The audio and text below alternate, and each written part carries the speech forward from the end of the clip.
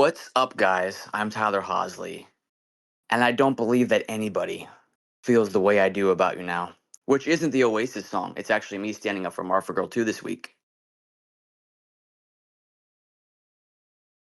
Hi, I'm Kevin Matthews, Scottish film fan living in England, and we are recording this on the 4th of July, where you would typically have Americans launching fireworks, having barbecues, celebrating their independence, but I think that seems a bit muted this year.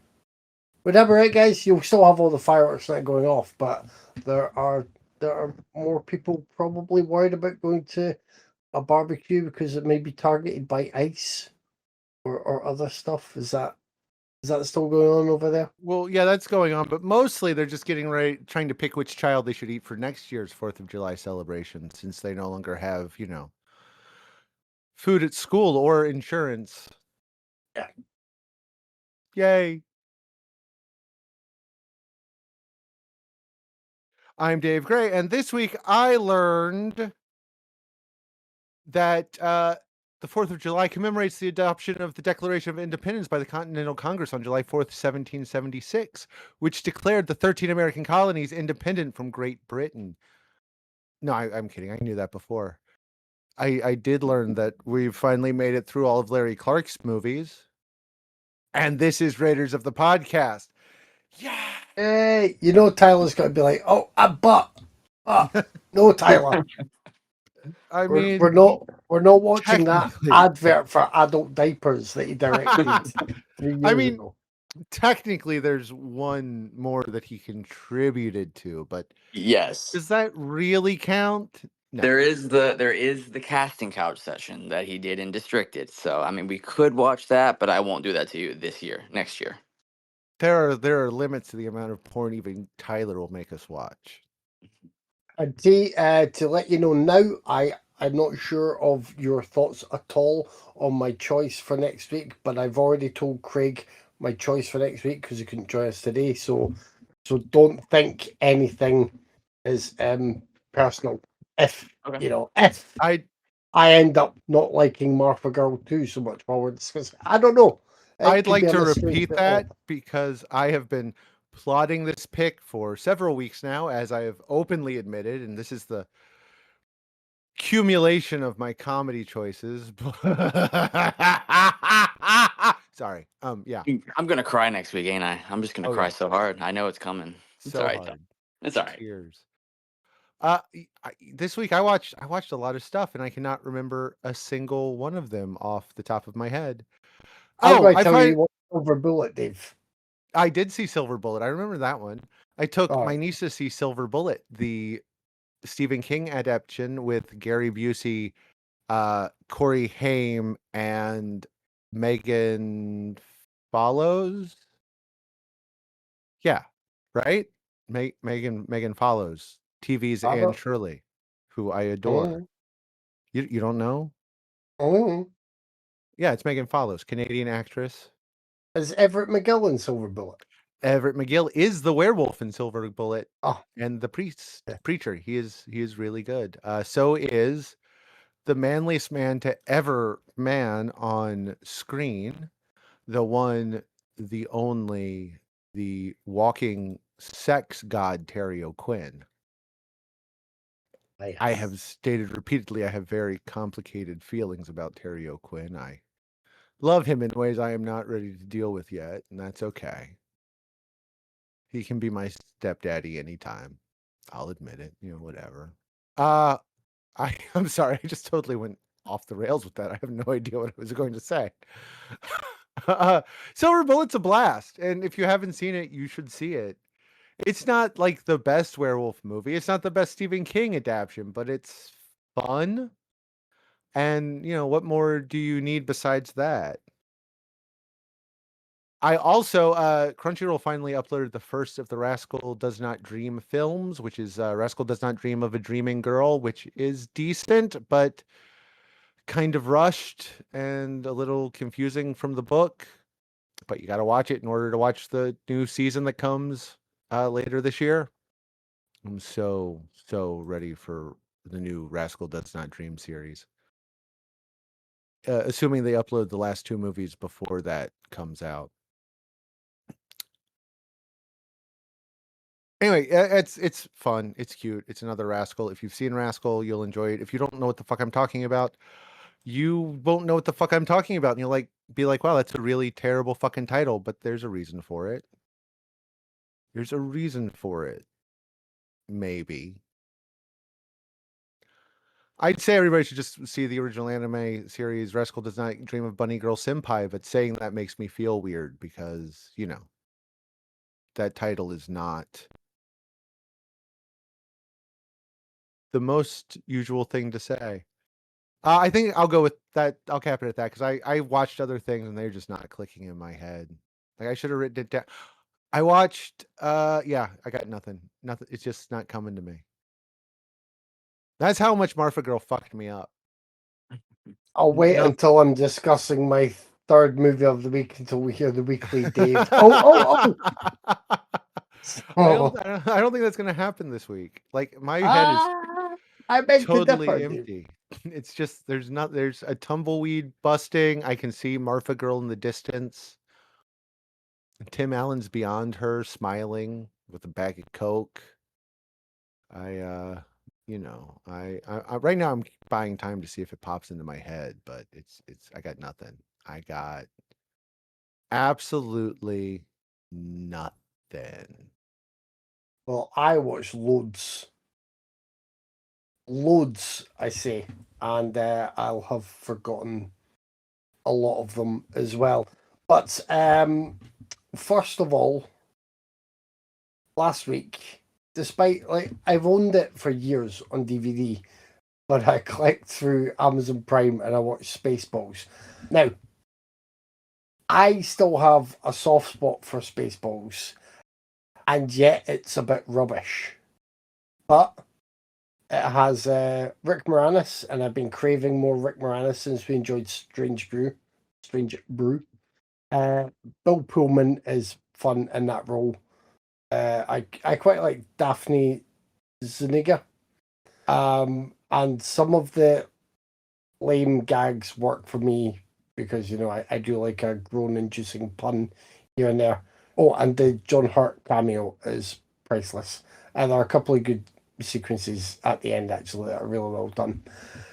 But I can't hate it. And I wrote the review of it on my blog, and I was like, it's not good. It's not good compared to the best from Mel Brooks. It's not good compared to other comedies and parodies, and it's generally not good. But I saw it at an age where it struck a chord with me. I have a soft spot. Also, obviously, John Candy's there as Barf.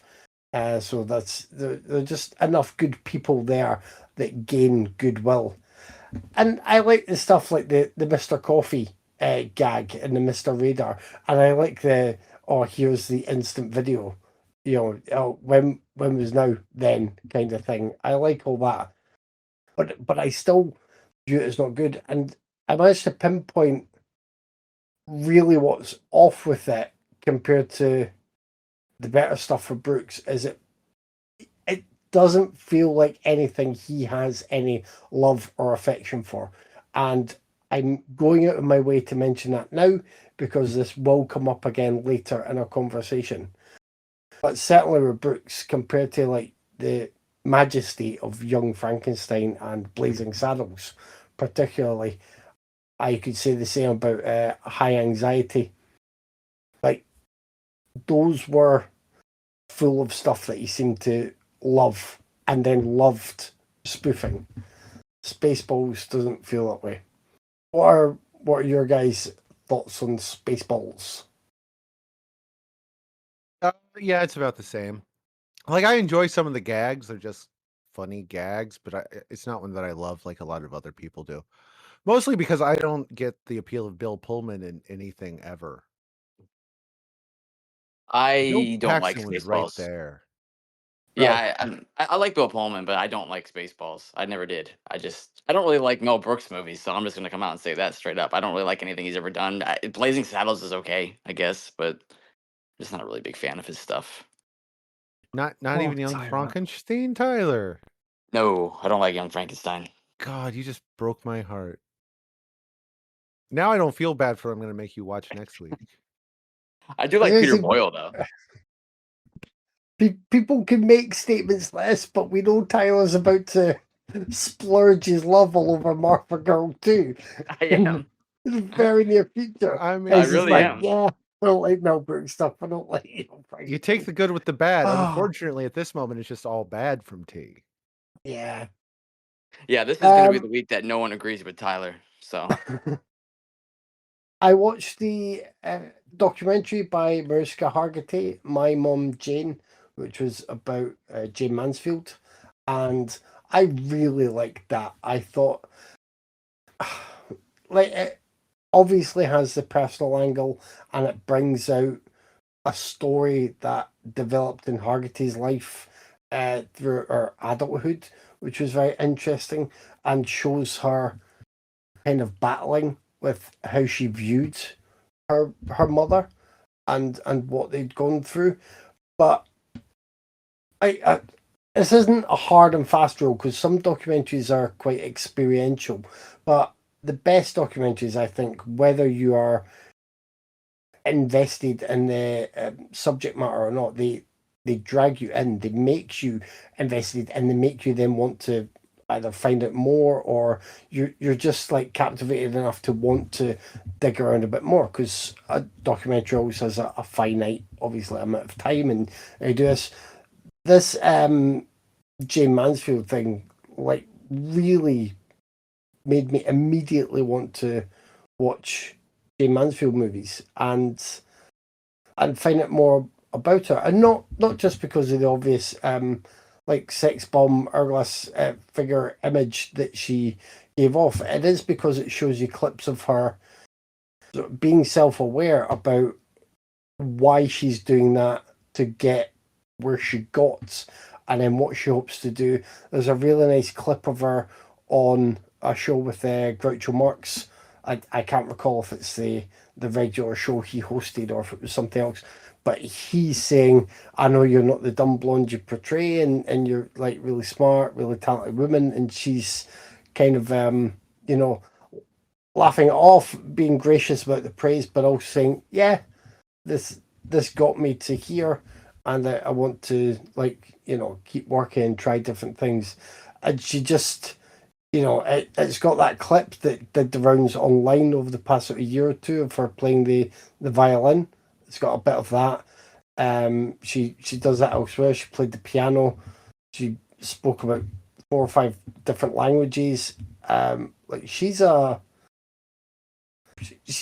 just a major talent, and it just came over as like really sweet and brilliant, and I kind of fell in love with her a little bit watching this documentary. And then it goes into the other stuff for Hargitay's life and the kind of legacy and what that led to. I really recommend it. It made me a fan of Mansfield. I think it is Jane Mansfield, right? That's in is it Gentlemen Prefer Blondes? Yep. With Monroe, yeah. So I think that's the only thing I've seen her in. And I know I had a quick skim through her filmography. Well, I'm guessing that there are quite a few films that aren't really that good, but they're just featuring her in 1 or 2 scenes that may be a little bit titillating, but they've got Mansfield and they want to build enough around her to show her off in a scene or 2. That seems to be the case with some of the titles that I skimmed, but I'll still try and see, like, no, Gentlemen Prefer Blondes is Jane Russell. What are you talking about? I'm sorry, I had a brain fart. Oh God, it is. Well, in that case, it is. Jane Mansfield is in. I am brain farting so hard right now. I've never seen a Jane Mansfield film. Then I know she was in Heavy The Girl Petting, Can't Help It. That's A Guide for the Married Man.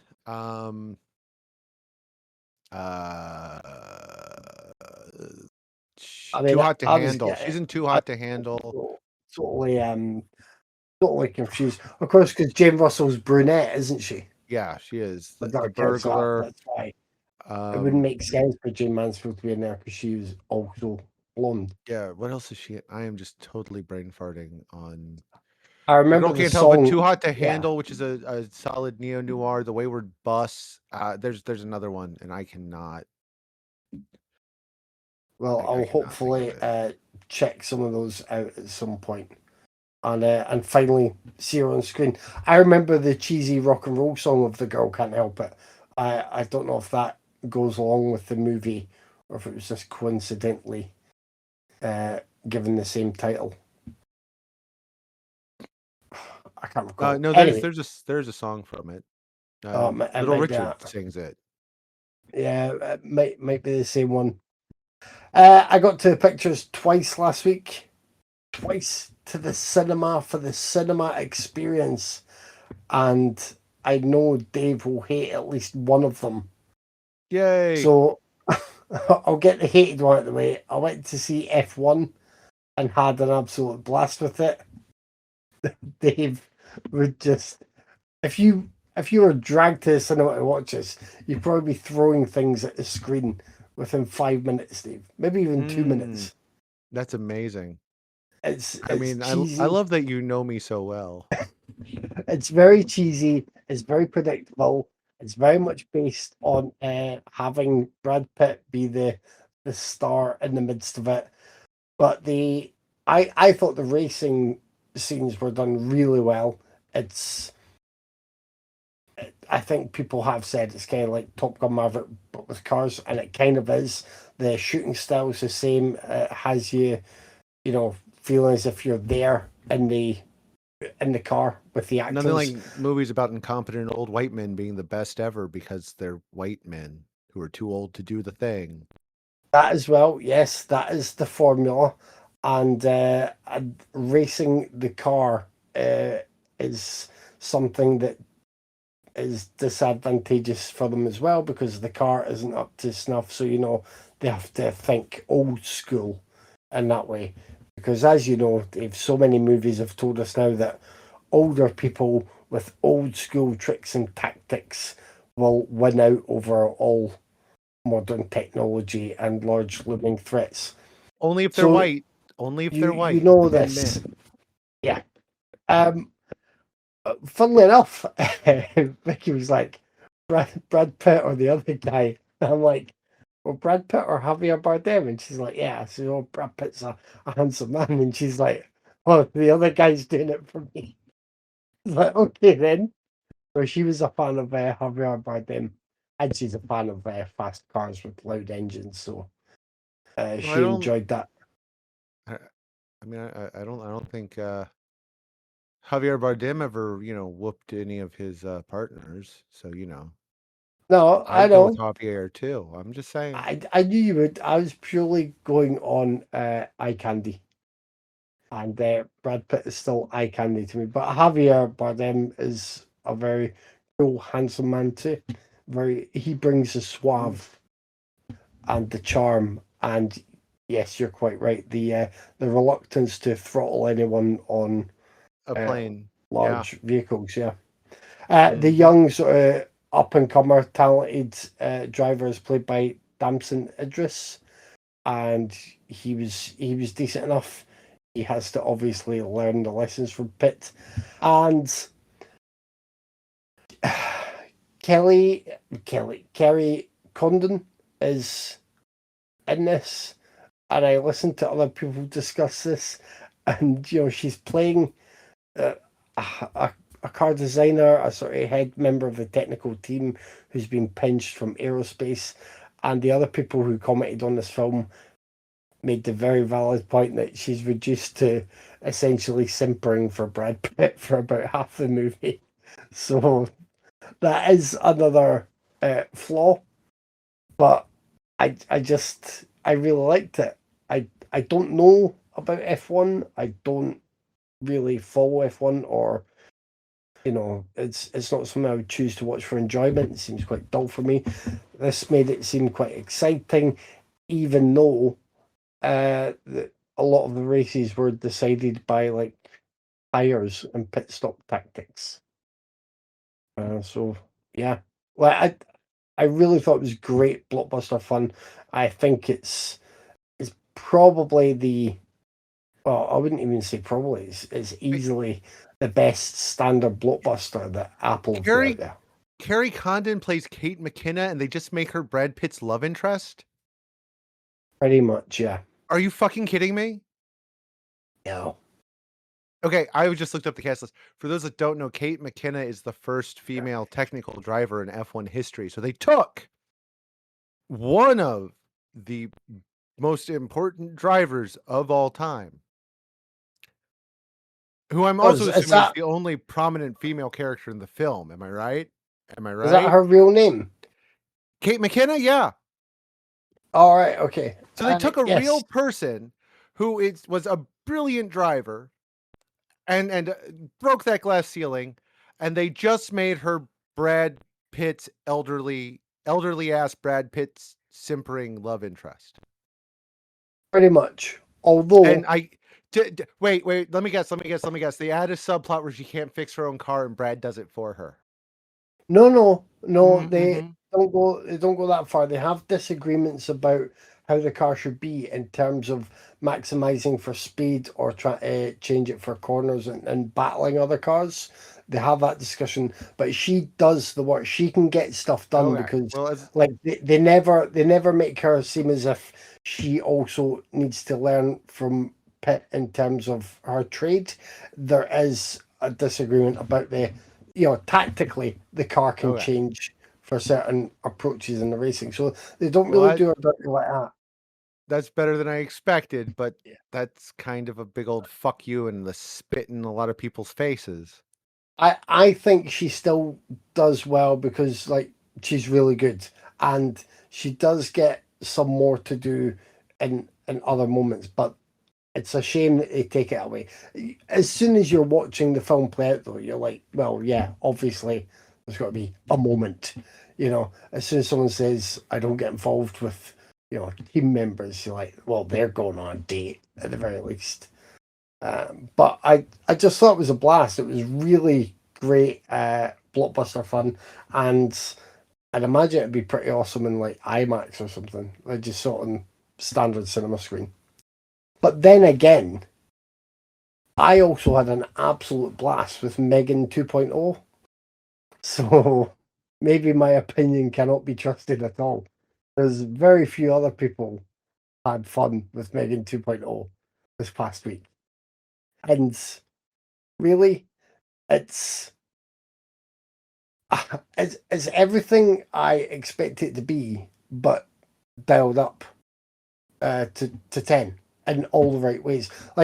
Tyler and I were discussing last week how if I remember correctly, we both enjoyed the 28 Years Later trailer. It had been effective, and then when you're watching the movie, you realise it hadn't given stuff away from later on, but it had set a tone. Really good.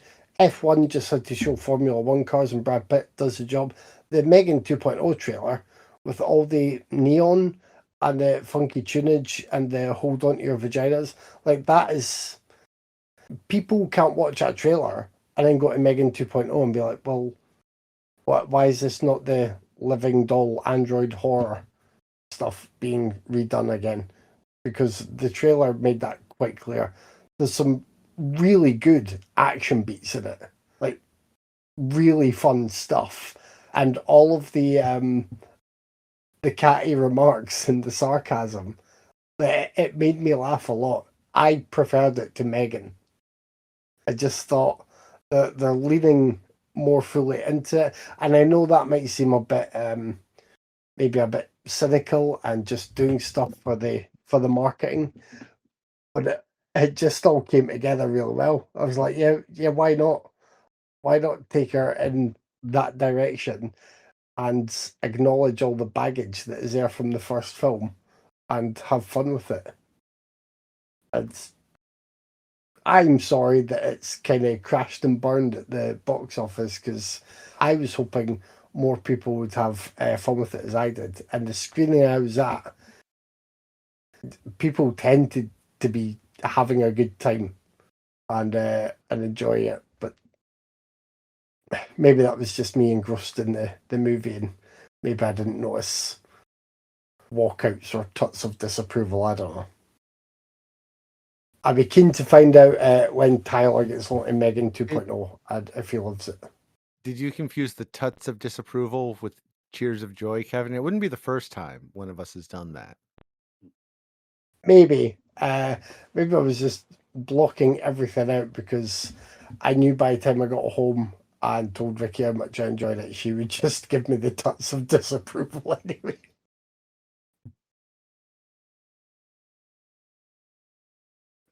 That is almost me. Oh, I watched Carnal Knowledge and I really enjoyed it.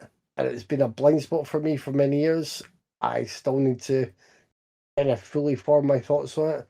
But I made the joke with you guys that I can see Neil LaBute being a fan of that one. It's certainly an interesting and kind of prescient isn't the right word, but it's I don't think necessarily ahead of its time either, but it feels quite. It still feels quite modern and on point, considering it was it late 60s, early 70s for that one? I mean, it's over 50 years ago anyway. Yeah. Yeah, I think early, but I'd have to double check. Yeah. That is me. That's me. Yay. Yeah, I am looking forward to Megan 2.0 because I'm actually perfectly fine with the change of tone. I liked the first Megan just fine. It was just perfectly fine killer doll android movie, but I'm happy to see something leaning into just neon drenched sci-fi, so I'm down for Megan 2.0. So I'm looking forward to that one. This week though, I watched Wolfman finally. I hardcore like lowered my expectations because I thought I was walking to an absolute dumpster fire with this movie because I think everybody hates this movie, right? Pretty much everyone hates the Wolfman, which, and I actually came out somewhat enjoying it. I can see like werewolf purists being kind of pissed, I guess, because it does play out more like a body horror virus movie that makes you just kind of hairy and your teeth fall out. But I kind of like that approach actually. There's no full moon. There's just nothing like that. It doesn't have the typical werewolf stuff. But I dig that that's how Winnell took this film. It's because it's different. I like different. I like the cast. I don't have any issues with the cast at all. Julie Garner is great. I think she's great in everything. She's really good here. I'm blanking on the guy's name right now that plays the werewolf. What the fuck is his name? Oh my god. Oh, is it Christopher Abbott? Yes, I liked think. him in it. I thought the little girl was good. I really like the cast. It's no Upgrade and it's no Invisible Man, but I don't think it's the disaster it's been made out to be. It's perfectly fine. I still think Lee Winnell is 3 for 3. I'm not kind of the Insidious movies. I think those are garbage. But his directorial stuff, I think he's 3 for 3. He's good, and this one's good. I enjoyed The Wolfman. Oh God, you said Christopher Abbott. I heard Rabbit, and I was like, Christopher Rabbit? That doesn't feel right. Oh fuck. I That's don't I don't think he was in The Wolfman, Dave, but he could have no. been Christopher I mean, if Abbott. he did, that would have been probably a better movie.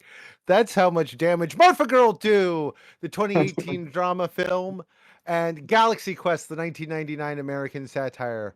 Those were the movies we watched this week. Oh, did you have more? I thought that was a transition. You No, said we I were just gonna have a move bunch of on. others. I just had like TV stuff. I Oh started no, White go for it. Lotus. I started White Lotus, but I mean that was all I have. I started White Lotus. I really like that so far. So, but yeah, that's me. Just one movie. Okay, nice. Well, I already said what we watched this week. It was Marfa Girl 2 and Galaxy Quest. I thought I had a good transition. I thought you were done. I'm sorry. I jumped the gun. That's how much damage this one's done to me. So I guess I'll go first then. I'll fall on the sword. I didn't pick this week, so I guess it is down to me because you guys both did. So I'm gonna I'm gonna go with Marfa Girl 2. I don't have much nice to say about it, but I'm sure Tyler does. Following the characters of the first film, 2012's Marfa Girl, which we watched. God, when did we watch Marfa Girl? Many years ago at this point. It was 2019. It was the Youth Gone Bad special. Wow. Okay. So it's been many years at this point. Following Marfa Girl, we pick back up with three youths living in the town of Marfa, Texas. Adam and it's what, 3 years later? Adam and his girlfriend Inez now are living together with a baby.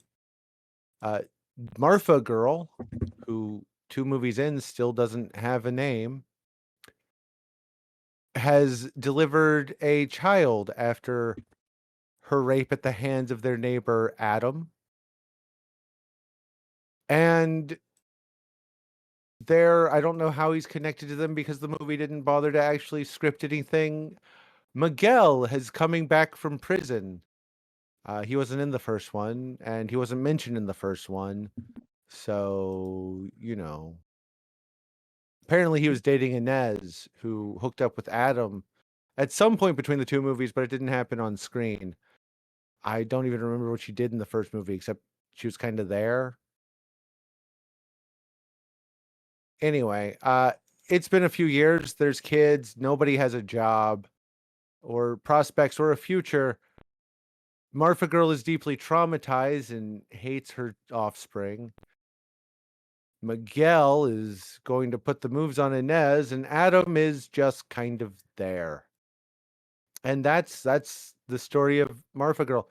This is obviously mostly ad-libbed. Like, I would be absolutely shocked to learn anyone had actually written a single line of dialogue in this film. And I will give it credit for its let's go put on a show spirit. Larry Clark got the band together and he made a film. Is it a good film? No. Does it have much to say or anything to say? No. Has the cast taken a single fucking acting lesson in the 6 years since the first film? No. Is there a story worth hearing here? No. But the cast is game. They're happy to be naked. Returning actor from Was Up Rockers, Jonathan Vasquez, I'm so sorry, plays Miguel. And, he's happy to have his penis out as often as possible. And that's about it. This is old. I mean, thank God it's only like, what is it? 106 an hour 16. It's only like 75 minutes. Yeah, hour 12 before credits. Okay. Yeah. So, but it's nothing. It says nothing. It does nothing. It has nothing to like. There's some interesting ideas in there. Like, how do you deal with a child you can't connect with because of your trauma? How does someone integrate back into society that has, with a group that has greatly changed since they went away? I don't think they say how long Miguel's been gone, but it has to have been a long time, which means he got with Inez when she was in high school, like a freshman, I would guess. Anyway, so there's a lot of like ideas tossed in there, but it doesn't say or do anything with any of them. And then it just ends with the most obvious and unthought out endings ever. Just Larry Clark trying to make a drama when there's nothing there and there's no meaning or emotion behind anything that happens in this film. The cast is truly terrible. Adam Mediano, who plays Adam, just like that man has never felt a fucking human emotion. And he certainly can't portray it on screen. Mercedes Maxwell is Inez, and she looks okay naked, and that's about it. She again is nothing. She plays a nothing character, and the thing is, she's set up to have an interesting arc and some pathos going on, but the performer can't deliver it, especially not without a director or a script to guide her. I guess Mary Farley, who plays Adam and Marfa Girl's mother, comes off the best, but even then it's not good. She delivers some of her off the cuff lines a little bit better than the rest, and that's it. This is This is, thank God, the last fucking Larry Clark film. Larry is a director of diminishing returns, and even if I didn't like a lot of his previous ones, there'd be some shots that were decent. There'd be a hook somewhere or an idea that even though it didn't work, there was an idea there, and this doesn't even have that. This is just somebody gave Larry money, and this is what he decided to waste it on, and I think somebody should just punch him in the face for wasting this money. You could have done anything better with it than this. It's just a waste of time. It's a waste of everyone's time. It's a waste of my time. It's a waste of your time. It's a waste of the cast time. Feel bad for the poor bastard that had to edit this and watch outtakes of it. It's just kind of crap. And the eyes falling out effect is one of the worst things I've ever seen. The only time there was an actual directorial scripted moment, and it was just a terrible gag. I hated this with a burning passion, T, as you knew I would. So this is an opposites attract moment. I still love you, baby, but I don't love Marfa Girl too. And if he goes back to Marfa a third time, I kind of hope that he loses the film in flight, because there's no reason for any of this. Now, again, if he'd sat down and scripted out an interesting drama around the setup, because the setup I think is not terrible. The idea at its base is decent, and I do think that the only actual actress in it is Drake Burnett, who plays Marfa Girl. She was a model, and I think she's popped up in some theater stuff. But this is not it. Interestingly enough, I do think she lived in Marfa for a while, which maybe that's why they keep going back to it, but it's not a good movie. There's no reason to bother with this.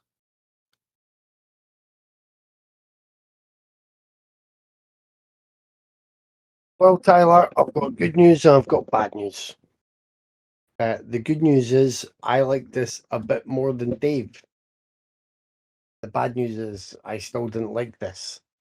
Although it amuses me to think that you watching these movies so often helps to explain why you maybe got more excited than most about the Snyderverse superhero movies. Did you think Superman and Batman's mother were called Marfa? Oh my God, that is so Possibly. dude. Why did you say that name? That would have Are you- actually, like, if they had tied Man of Steel and like Batman v Superman into Marfa Girl, Yeah. I would have given credit for that. It has been a while since we watched the first Marfa Girl, and I couldn't remember it. Like I couldn't remember it so much that when this ended, I went back to skim through Marfa Girl, the second half, and I do mean skim, just to make sure I got what had been set up, because there is stuff at the end of this that links to the first movie. I didn't appreciate that, Tyler. You made me do Larry Clark homework, you son of a bitch. Adam Mediano is a terrible actor, and his character, Adam, is one of the most absolutely irritating characters I've ever been forced to spend time with in a movie. I wanted someone to take him out into one of those fields and basically Joe Pesci from Casino him. That's what I wanted. Someone just with a baseball bat, just make him look like Joe Pesci. Just go full Pesci on him. He's awful, really, really awful, and like I hate that in real life anyway. I hate people who, you can only help people who want to help themselves. And I get that at a certain age, you don't want to worry about everything, or you've got other interests that take priorities that other people and like more grown-ups wouldn't necessarily appreciate. But this kid already has two kids. Well, he's fathered two kids. Like you need to sort some shit out and get done rather than just be like, well, I've got to go skateboard, man. You should have prioritized your skateboarding instead of bothering the kids. It's like your mum doesn't want to take care of for the rest of her life. It's horrendous. He's so whiny. He's so entitled. He's so lazy. I get that that's maybe me viewing it through the filter of being a grumpy old man nowadays, but also I'm just like, no. Like, no, just whatever age he was, if he was even close to that level of irritating, I would be, backing up over him multiple times in a truck and just pretending he was a speed bump in the road. He's awful. His character's awful. He's awful. The two are intertwined. Him and his character, they just seem equally awful.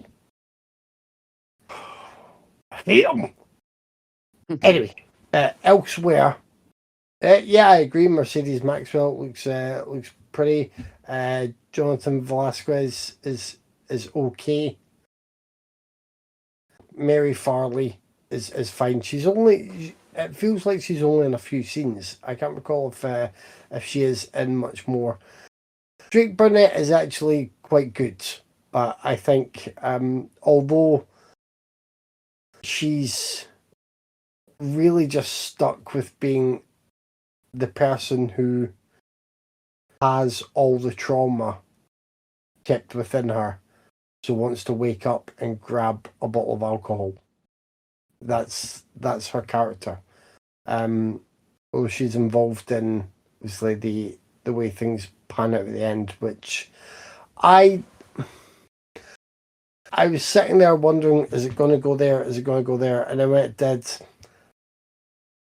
I think I don't know. It just wasn't done in a way that really packed a punch. And I'm not saying anything should have been more graphic. I'm not trying to come up with alternative ways that scene could have played out, but I do think Clark slightly undermined his material somehow in that sequence. And I don't know. I don't have the answers in my own mind about what would have really packed more of a punch. I think it's maybe because of the build-up. There was maybe a bit of relief that I hadn't seen more, so that kind of undercut the awfulness of it. So maybe with that build-up, if he then taken it sort of left or right instead of it going straight to where it was going, that might have been a better way to surprise viewers and pack a punch. I'm not sure. It's a very difficult one to consider. But I'll try not to spoil it for those who've still watched this movie. Sorry if you've still to watch Silver Bullet. Dave's a bastard. And the other person I like... I didn't spoil anything. The movie tells you immediately. It doesn't. It's only because you are being prejudiced against Everett McGill that you assume he's a priest and he's a werewolf. I mean, assuming if you see a priest in a werewolf movie, it's a safe assumption, but it tells you in the second or third night. That's not the first night, though, is it? That's not when the movie starts, is it? And oh my god. Okay. I'm also pissed at you. I'm sorry. You slipped up twice, Dave, because you saw the film, and then because you didn't say to me, Tyler, have any of you read Cycle of the Wolf? Which I have. So I know you have. That's why I didn't ask. Anyway, let's not bicker about that. We've got Marfa Girl to bicker about. I actually really liked, I'm not sure how you pronounce her name, Indigo Rail, who plays Donna. Donna's a small character who actually makes a sensible decision to get the hell away from these people quite early on, which on the one hand is a shame because for me she was actually the best person in it because she felt like her character had the potential to go in a few different directions within the scope of the movie. But unfortunately, for us, her character goes in the direction that takes her away from the movie. She gets off to, a prospective freedom out with the framing of the film. And I really liked her performance for the time that we had her there. I thought it was really good. I actually did quite like how the ending came together though, and brought the stuff from the first film. I do still resent the homework, but when I knew what was happening and why, it was it was better than I expected to be in that. And I'm sure Dave will disagree with me. I did feel like it had a kind of point. I don't think it's the same point that Tyler thinks is running through it and appreciates in the film, but I think it was a kind of simple thing about the past coming to bite you on the ass, basically, to give it that summary. And I liked how things panned out at the end. But I may dislike it if things turn into Marfa Girl 3 and you make us watch it, T. I'm with Dave on that one. If that footage is shot, that footage doesn't necessarily have to make it into a fully produced film form. That footage can get lost on any kind of transport, and that would be just fine with me. So Go on, start splooging. yes. So before I discuss Marfa Girl 2, and everybody says I'm wrong with my reading of it, did you guys know that Bruce Willis was actually dead the entire time in The Sixth Sense? Anyways, art is subjective, right? And film can be read in many different ways, right? Right? I'm not wrong there. Dave thinks this is meaningless, and that's totally fine because I mean everyone has different readings of movies, and if you think this is meaningless, that's totally fine. But I really really like Marfa Girl 2 a lot. I know that's gonna surprise nobody because yes, Tyler likes a Larry Clark film. Fucking shocker, but I do. Clark usually always ends his movies bleak as fuck, with the exception of What's Up Rockers. That one actually had a happy ending, surprisingly. But I think Marfa Girl 2 is probably his bleakest ending to date. And I mean, he made Bully and Kids and just Another Day in Paradise, all bleak as fuck movies.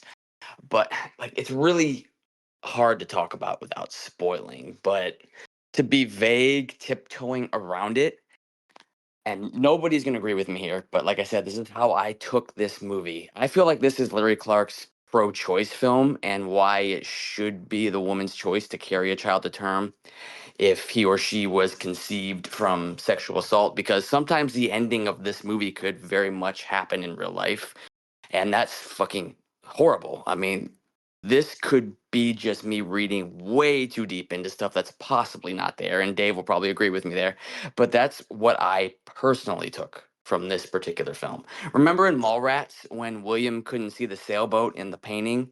You guys are William, and I fucking see that sailboat, bro. I see Yeah, it. but then I, hold on. Just to be fair, shouldn't they at least mention the A word at any point if that is what they are talking about? No, no, you're exactly right. But I just, for some reason, that's what I took from this. And The very, that's cool. yeah. We all bring our own concept, our own notions and stuff into things. I'm going to You think say, you're stretching, buddy. I'm going to say, like I can see the shadow of that boat in the picture. I'm not. I never said I totally can't see it. Well, and this may just be my memory again because I skimmed stuff. Was there anything between the events of the first film and the second film that sort of implied that she was made to carry through? No. Can't. I remember the circumstances, obviously, of the conception. Right. But no, they but don't say anything about it. I watched the movie fucking twice to make sure I did not miss anything. Because unless it's also just implied because it is that area in America. Like I can see where obviously Tyler gets it. Like I think that is a part of it. Marfa, Texas is I mean, it can't be you good know, for that, can it? So, sorry to anyone. Sorry if we've got any Texas listeners. I always assume Texas is one of the states where those kind of decisions are not going. It is, but here's the thing. Here's the thing. Marfa, Texas is not some Marfa, Texas is actually a very expensive artist tourist community in Texas. It is crazy gentrified. It is a place where people like Larry Clark go for vacation. It is filled with new residents, visitors, and like arty farty bastards. So it's not a place that's going to be a hard time to get. And if it was, they are under 2 hours from Mexico. I'm just saying, if that was what they were going for, they needed to have more about it. Because like I could see the shadow, but you need to at least hint at it, and they didn't. No, I mean, you're not wrong. It's not mentioned. The A word is not mentioned in this movie at all. I could be just projecting because what's going on in the world right now, but I just, like I said, that's just what I took it from it back in 2018 too. It's the exact idea I had in my head when I was watching in 2018, but now it hit me harder this time. So, like I said, it's probably just projecting from what's going on in the world right now. But you're not wrong. It is not mentioned. So, like I said, I could be just reaching.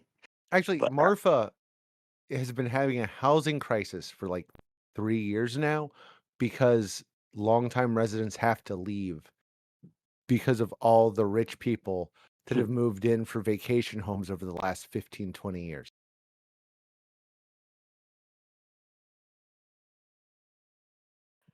yeah, I don't really know much about Texas in general. I mean, I'm a Dallas Cowboys fan. That's about as far as I know with fucking Texas. But and Texas Chainsaw Massacre. But I've never been to Texas in my life. So uh I love Drake Burnett's performance in this. I think she's fucking fantastic here. Her character is like suffering from postpartum, and I think she sells every drop of her pain in that performance. And the scene in the kitchen when she's talking to Adam's mother about how she hates that she can't love her child because all she sees are her rapist eyes when she looks at him, that is some like truly gut wrenching shit. I mean, that's just horrible, and you feel for her so hard in that scene.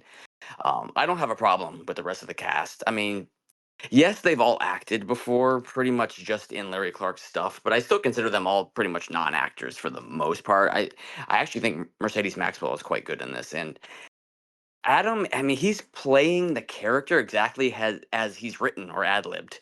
He's a lazy ass teenager that wants to do that normal teenage shit, but he's a goddamn father of two children that really shouldn't be the fucking father of two children ever. He's a fucking irresponsible little brat, and I think he sells that part really well. Kevin's hatred of him actually proves that he sells that part pretty fucking well. But I think yeah, he hates his guts, and I think that was actually on purpose. So I think he sells that part. Um, Jonathan Velasquez from What's Up Rockers is here. I think he's fine in this. I think he's like a musician and a photographer now, but he only like pops up in Larry Clark stuff every once in a while. You I know just like that his penis showed up 4 times. his penis is in this. His penis is in here more than he is. So I mean There that dick. there are more dick shots than face shots, which Yes, that's I another mean, issue I might have. I mean, that camera lingers on that dick for at least 5 minutes sometimes. Just when they're having conversations, camera zooms on the cock. It's just right there. I think he's actually like a musician and a photographer that only pops up in Larry Clark stuff every once in a while. No, though I know he did the soundtrack for The Smell of Us, and he actually co-directed A Day in a Life with Clark a few years back, which was a short film.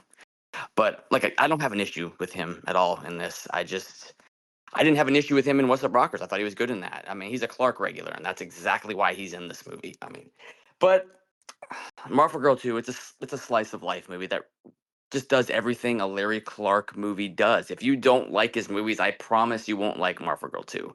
I mean, much like Dave and Kevin. I mean, there's just lingering shots of naked flesh, a lot of fucking and fighting, some skateboarding thrown in there, and eventually it ends in tragedy. So I'm a fan. If you don't like Larry Clark, you won't like the movie, but I love Larry Clark. I love this movie, and yeah, I'm a fan.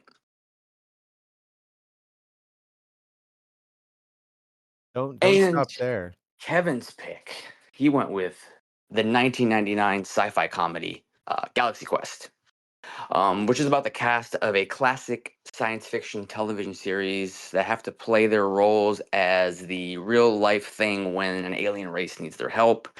Um, and that's pretty much the plot of that one. Galaxy Quest is fucking awesome. I love how it plays as both a satirical Trek parody and a legit sci-fi comedy. I mean, it blends the styles so well. It's well written, it's well directed. The cast is just legit fucking perfect too. I mean, Tim Allen feels like he was actually born to play that Shatner-esque role here. He's just so good in this. I mean, I've always really liked Tim Allen though. I think Home Improvement was a show that I loved as a kid. I watched all 9 seasons of that show, and I love Tim Allen in that. And I like a lot of Tim Allen movies. I just think he's really good. Um, Rickman, Weaver, Sam Rockwell, Tony Shalhoub, all great. Alan Rickman is actually a national treasure, though. I mean, dude is just greatly missed. I love Alan Rickman. It's genuinely funny. Every fucking joke lands, which is crazy. It's just every joke in this movie lands. It's crazy to think that this was actually supposed to be a much darker film and edited down for a PG rating after test screenings. I can't believe that because I just feel like this was how this movie was written. I can't see this movie working as dark, and this is coming from someone who loves dark shit. I just cannot see this movie being a dark movie.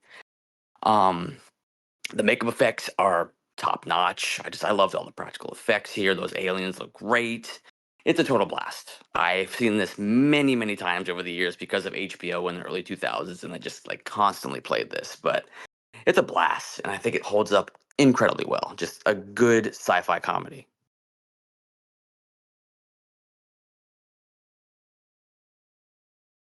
Yeah, I like it. The cast is excellent. Okay, the cast is mostly excellent. I I still don't care for Alan or Justin Long ever.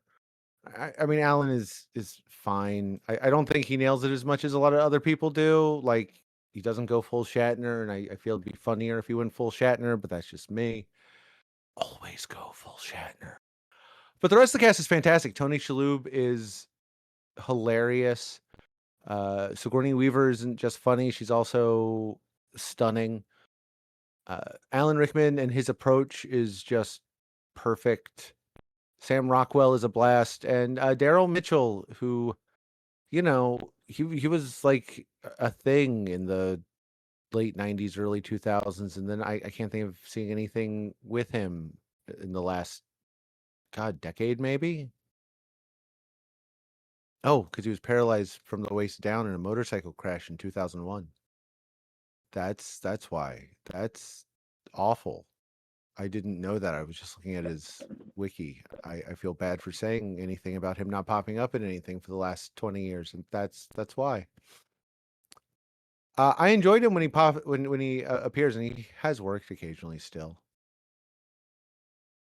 But they're great, and they work great together, with or without Alan.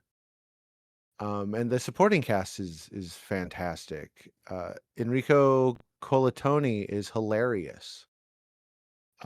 Missy Pyle is really funny too. It's a solid parody. I don't think it's as again, I don't think it's as good as some people. Some people absolutely adore it. And for me, as a longtime Trek nerd at the time, a lot of the jokes were just a little stale for myself. I'd seen them all done in countless other parodies. And it's fine, don't get me wrong. And the action scenes work really well. It gets it right. It feels it. It's just not as prescient and targeted as I want it to be. And that's just me. That's just me being a dork. And I think that's okay. It's still one you can pop on for a good time pretty much any time ever. Fun fact, do you know what happened at... Okay, so the big Star Trek convention every year is Creation Entertainment's Trek to Las Vegas. Every year. Do you know what happened in Trek to Las Vegas in 2013? I do not. Did they bump into Shatner? Well, you always bump into Shatner. All right. But Galaxy Quest was ranked the 7th best Star Trek movie of all time. Nice. I do this. This was before Star Trek Beyond came out. I don't know if it would still be at 7 or it might be edged out to 8. But it ranked above Generations, the motion picture, Nemesis, Insurrection, Final Frontier, and Into Darkness. Oh. And I absolutely have no problem with it sitting there. It's a better movie than those, and it's fine in the canon. Amazon was working on a sequel that did not happen because of Alan Rickman's death. And, I think it's a shame. One more, especially if they hadn't waited 20 years for it, would have been absolutely fantastic.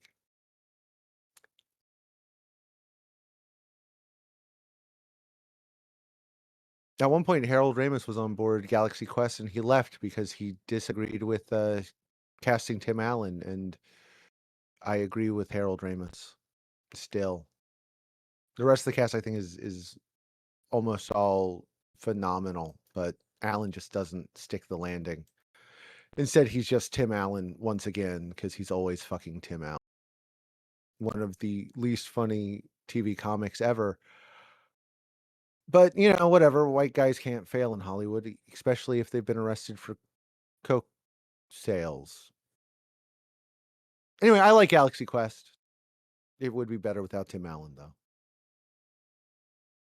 I mean, hey, Tim Allen has many issues, but his criminal record now is a small blight on his way to becoming president one day. The fact that he's a bigoted piece of shit is a much bigger blight, but apparently that won't stop you from becoming president in America either. So I wasn't going to mention. No, so basically, Tim Allen's due to become the next president, I think, is what we're saying. Like 50-50, yeah. I mean, it depends. It depends. But I'm with Tyler. It was just the right time for me when Tool Time was on and Home Improvement. Sorry, I had fun with that. I thought Tim Allen was pretty good in that. I didn't mind his style. There are a few movies I've seen that I've enjoyed him in, including what is it? It's called Big Trouble. It is Big Trouble. Film. Yeah, don't worry, I'm not picking it, Dave. But I thought it was quite good. I know it didn't do very well. It didn't seem to have many fans. I just thought it was better than I expected. But Galaxy Quest is, I mean, I absolutely love it. This was a comfort watch for me this week.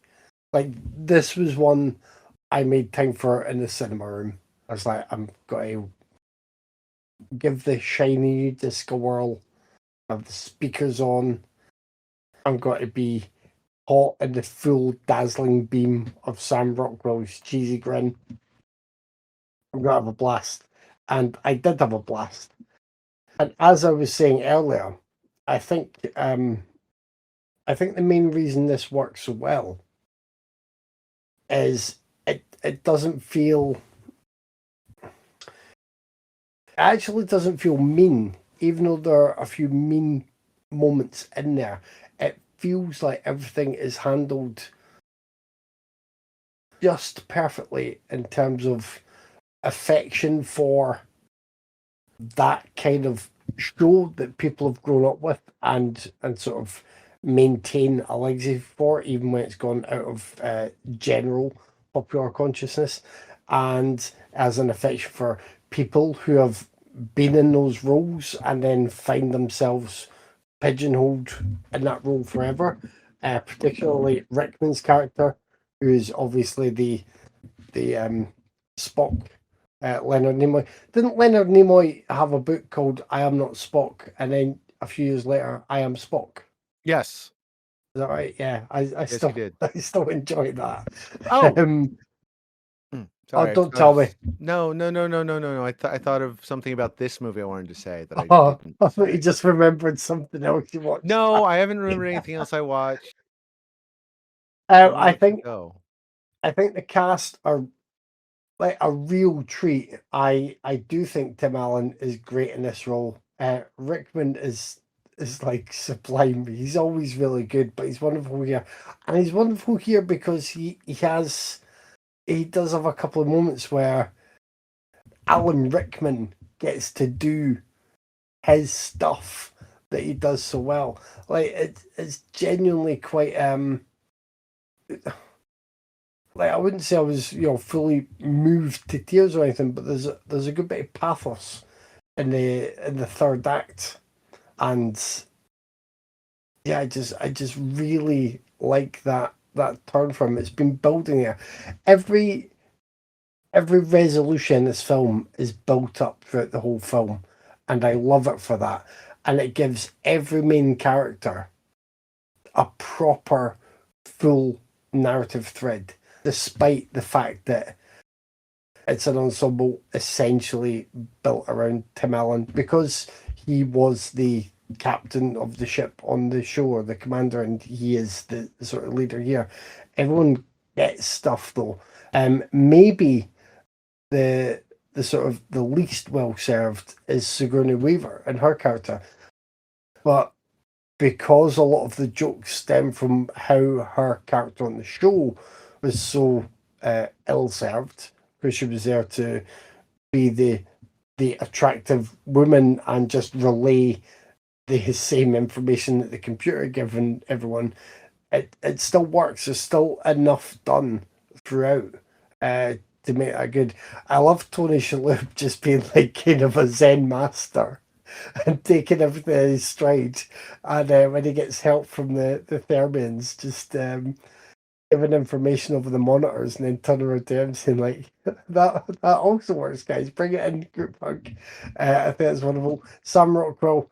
Like, Sam Rockwell is always great, but I rewatched this today and I'm like, is this one of his best roles? Because he's so fun, and then he becomes so desperate and panicked when he's telling them all they don't even know his last name because he's a disposable character who will get killed off.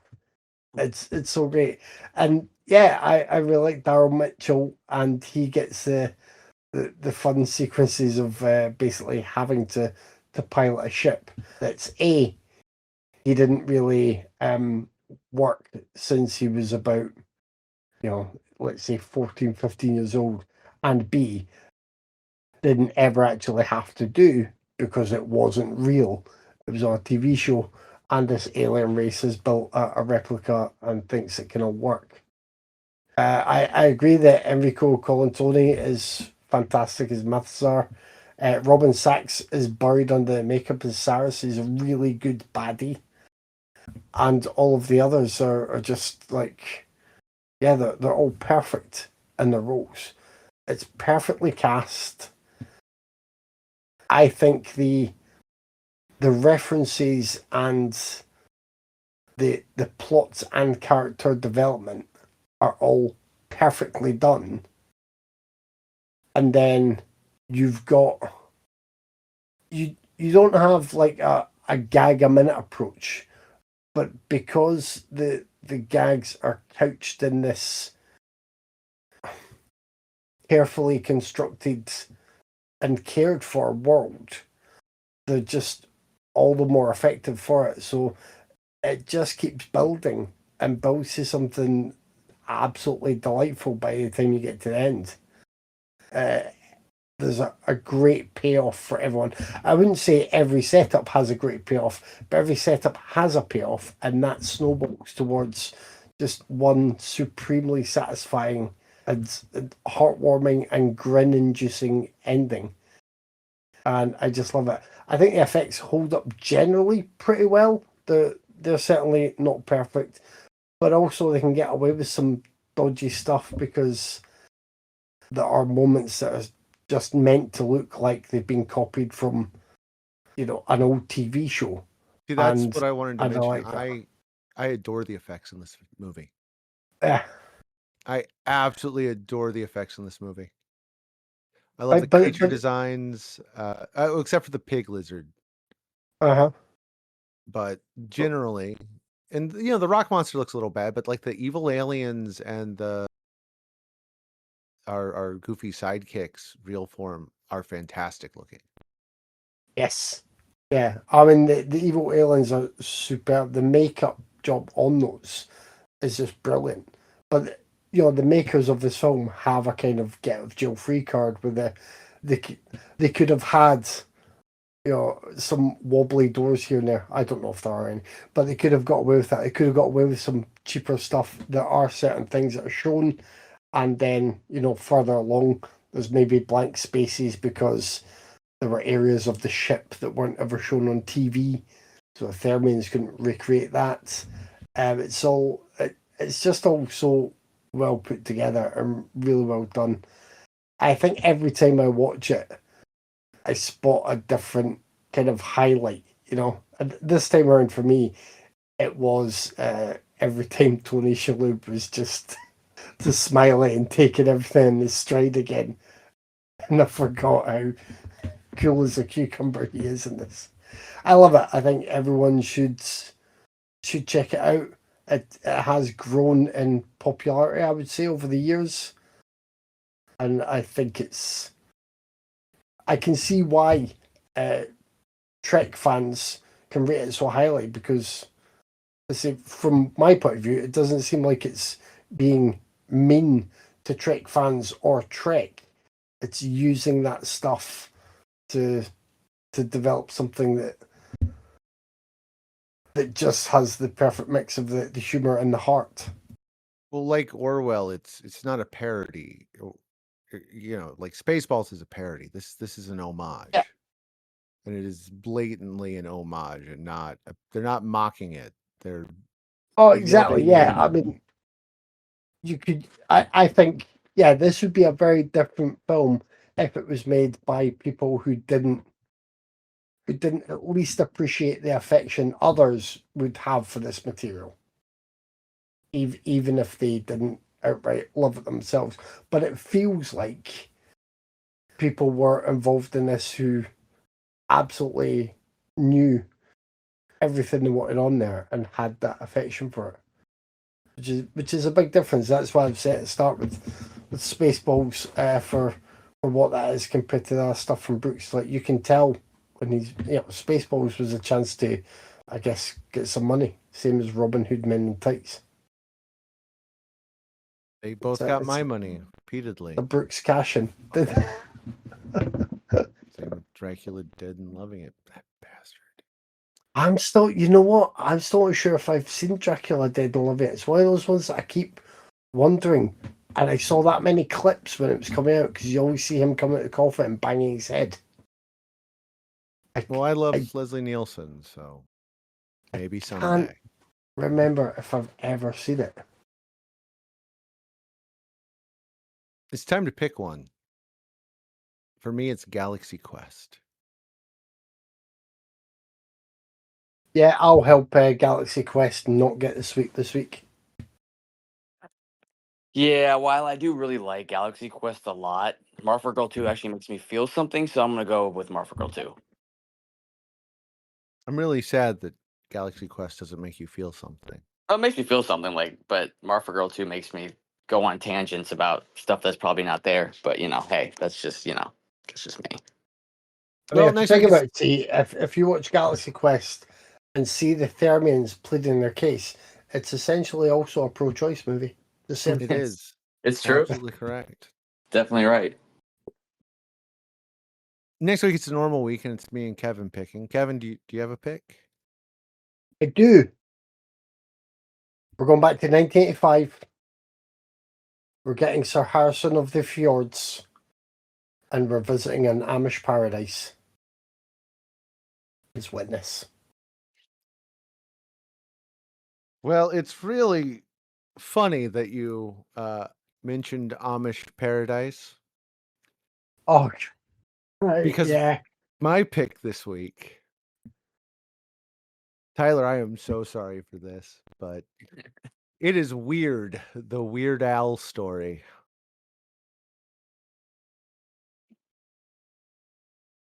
I've been Is waiting Witness, so long. is Witness the one with Harrison Ford? Yeah, Yeah, Oh, that's okay. why yeah. he said Okay, yeah, Harrison Sorry. of the Fjords Yes, Yeah. yes. with the Yes. Has homage. Ford and Kelly McGillis and Lucas Hartz. Yep. Nice. I haven't seen that one in a while. I have seen that one because I haven't seen it in a while. Yeah, right. I had a nice shiny disc release drop through my door I want to say a few months ago now. So I've been looking for an excuse to treat myself to a rewatch. I don't think I've seen it since I saw it on a video rental.